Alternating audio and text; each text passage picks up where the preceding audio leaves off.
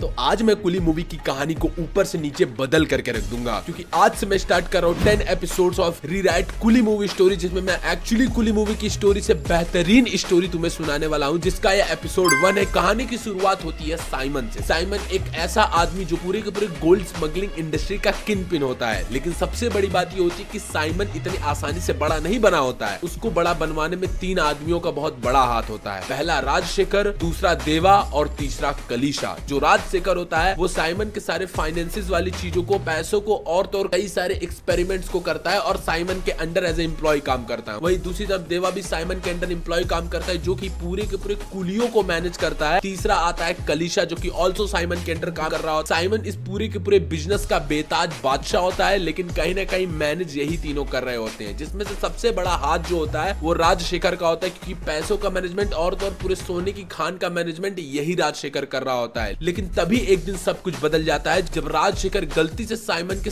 सारे प्रॉफिट को देख लेता है। इतना सारा पैसा देख करके राजशेखर के पैरों के नीचे जमीन खिसक जाती है, क्योंकि साइमन जितना ज्यादा पैसा कमा रहा होता है उतना इन तीनों को बिल्कुल भी नहीं दे रहा होता है। तीनों बहुत गहरे दोस्त होते हैं और ये तीनों बैठ करके प्लान बनाते हैं कि हमें इस नर्क से बाहर निकलना होगा और खुद का कुछ बिल्ड करना होगा। देन ये सब तख्ता पलट करने का प्लान बनाते हैं और साइमन को इस बिजनेस से हटाने का प्लान बनाते हैं, जिसमें से राजशेखर देवा को एक बात बताता है कि वो एक घड़ी बना रहा है जो कि एक गोल्डन वॉच है, और वो एक ऐसी गोल्डन वॉच है पूरे खदान में सबसे ज्यादा सोना किस जमीन के पार्ट में गड़ा हुआ है, ये घड़ी आसानी से ट्रैक करके बता सकती है, जो कि राजशेखर के ट्रायल फेज में ही हो रही होती है। ये तीनों फाइनली प्लानिंग कर लेते हैं, लेकिन तभी अचानक कुछ ऐसा होता है जिससे सब कुछ बदल जाता है। पता नहीं कैसे साइमन को ये बात पता चल जाती है कि ये तीनों साइमन को धोखा देने वाले हैं, और ये भी बात पता चल जाती है कि राजशेखर के पास एक ऐसी घड़ी है। और ये बात सुनते ही साइमन सीधा अटैक करता है राजशेखर के ऊपर। पहले तो उससे वो घड़ी छीन लेता है और साइमन सीधा राजशेखर की फैमिली को लेकर के आता है और राजशेखर की आंखों के सामने उसकी पत्नी को मार डालता है। और राजशेखर की ही बेटी श्रुति हसन होती है, लेकिन यहाँ पर साइमन उससे बोलता है कि मैं तुझे नहीं मारूंगा, क्योंकि तू मेरे बहुत काम आ सकता है, इसीलिए तुझे दुनिया के सामने मरना होगा, लेकिन तू मेरे लिए अंदर ही अंदर काम करेगा। अगर तू ऐसा नहीं करेगा तो मैं तेरी बेटी को भी मार डालूंगा, जिसकी वजह से राजशेखर को दुनिया के सामने मरना पड़ता है। और दूसरी तरफ देवा और कलीशा, इन दोनों को तो पता होता है कि राजशेखर अब नहीं रहा, क्योंकि साइमन ने उन्हें मार दिया, लेकिन ये दोनों वापस से साइमन से फाइट बैक नहीं कर सकते थे, क्योंकि इन सब के पास बिल्कुल भी पावर नहीं थी। लेकिन इसके बाद ये सब क्या करते हैं, क्या इन सब का दिल टूट जाता है? इसके लिए मैंने 1 घंटे की पूरी वीडियो यहाँ पर स्टोरी एक्सप्लेन किया, क्लिक करके जाके देख सकते हो, बाकी अगले एपिसोड में पता चल ही जाएगा।